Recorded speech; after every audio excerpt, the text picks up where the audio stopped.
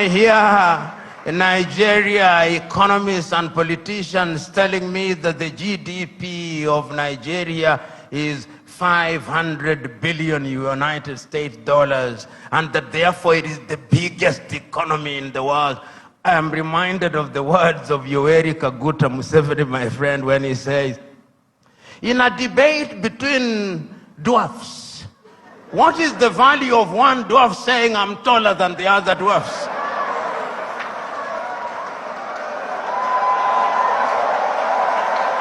You are still a dwarf. This Nigeria is capable in 5 years of becoming a 3 trillion GDP economy.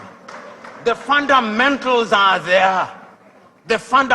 Talk of human resource.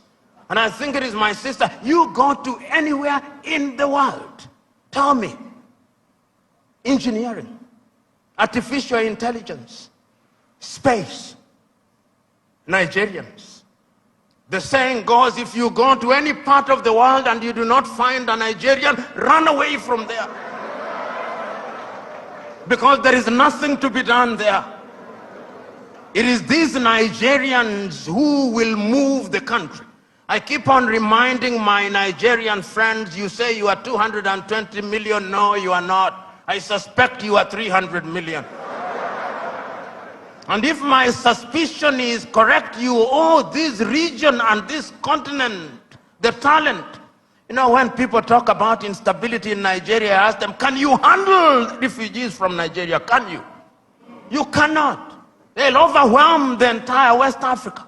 So it is in Africans' genuine desire that Nigeria remains great and becomes great. All the ingredients are there. Writing in 1983, Chinua Achebe, in his book, The Trouble with Nigeria, said that it is simply and squarely a problem of leadership. That is an African problem, and I also want to say it is also a problem of followership. Before the Ezemwe started speaking, he talked about what is expected of him in the village. When you are appointed into a public office in Africa, they actually expect you to be a thief. And if you don't steal, they say you are not wise. So in the minds of many people in Africa, Abuja and Lagos are hunting grounds where they send their sons and daughters to steal, to take antelopes, which they share in the village. That thinking must change, because service for humanity is what we must look at. And I have no doubt in my mind that Africa can do it.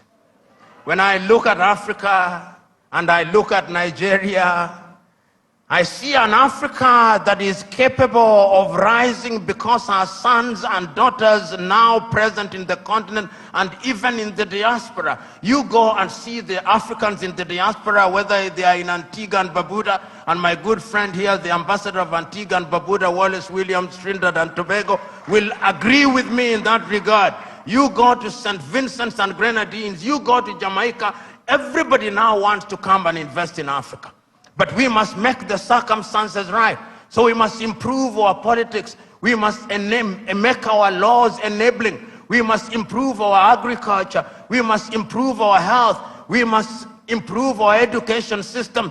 We must improve the quality of the environment so that we stop our young men and women dying in the Mediterranean Sea, dying off the coast of Dhaka, going into modern day slavery in Saudi Arabia, in that part of the world. It can be done.